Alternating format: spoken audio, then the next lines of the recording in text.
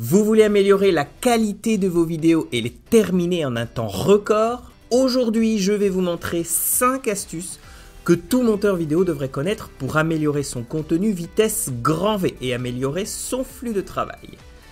C'est parti! Numéro 1. Est-ce que c'est possible de travailler un projet en utilisant 2 moniteurs? Oui, et c'est super simple à faire. Cliquez sur l'icône du mode d'affichage juste ici et sélectionnez l'option double. Cela divisera l'interface de Filmora en 2 modules qui s'adapteront à chacun de vos écrans.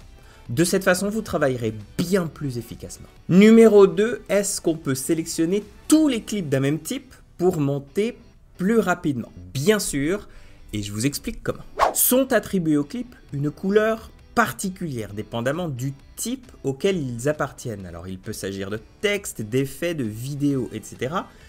Les identifier de cette manière est très utile pour éditer plus efficacement. Par exemple, les éléments texte apparaissent tous en bleu. Pour sélectionner tous les textes du projet en même temps, on fait un clic droit sur l'un d'entre eux et on choisit sélectionner les clips de couleurs identiques. La sélection se fera automatiquement et vous pourrez leur appliquer des modifications à tous en même temps. Numéro 3, est-ce que je peux supprimer automatiquement les espaces dans la timeline? Alors ça arrive que la timeline comporte des espaces vides entre les clips. Au moment de la lecture, Filmora interprétera ce trou dans le montage comme du noir, du rien. Mais du coup, il existe une façon très efficace dans Filmora pour supprimer tous ces espaces qui ne servent à rien. Trouvez l'icône « Activer la chronologie magnétique » et cliquez dessus. Tous les clips seront ainsi instantanément raccordés. Numéro 4. Est-ce qu'on peut créer des animations fluides avec du texte? Alors, absolument, et pour y arriver, positionnez simplement votre tête de lecture à l'endroit même où vous souhaitez commencer votre animation. Ensuite, double-cliquez sur votre clip texte. Rendez-vous dans l'onglet vidéo et créez une image clé sur le paramètre que vous souhaitez animer dans le temps. Modifiez ensuite la valeur de ces paramètres jusqu'à atteindre celle avec laquelle vous souhaitez commencer votre animation.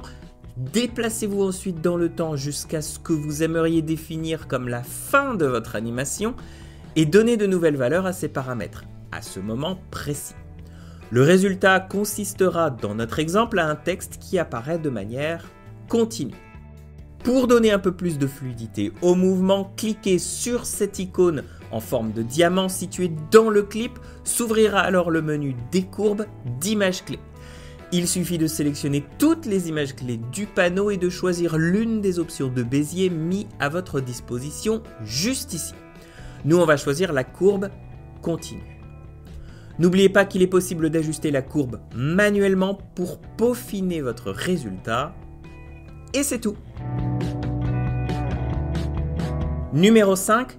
Comment protéger les tonalités de peau? Alors avec la nouvelle option de palette de couleurs IA, vous pouvez effectuer des ajustements de couleurs et les enregistrer en tant que pré-réglage à utiliser dans de futurs projets. Mais en faisant ça, vous altérez également les tonalités des couleurs de peau. Alors vous pourriez leur donner un aspect beaucoup trop pigmenté. Pour éviter ça, activez l'option de protection des couleurs de peau. Plus la valeur est élevée, plus vous protégerez les couleurs de la peau de vos personnages à l'écran d'une éventuelle dépigmentation cutanée au moment de l'application de vos préférences couleurs. De quoi garder le réalisme de la scène. Vous aimez ce genre de trucs et astuces pour Filmora? Si c'est le cas, n'hésitez pas à nous laisser un cœur dans les commentaires. Si on en a un minimum de 15, on continuera cette série de vidéos avec d'autres astuces plus approfondies. En attendant, je vous laisse juste ici une vidéo qui vous en donne plus justement des astuces. N'hésitez pas à cliquer dessus, n'hésitez pas aussi à aimer cette vidéo, n'hésitez pas à vous abonner à la chaîne, n'hésitez pas à rester créatif. Moi je vous retrouve pour le prochain tuto.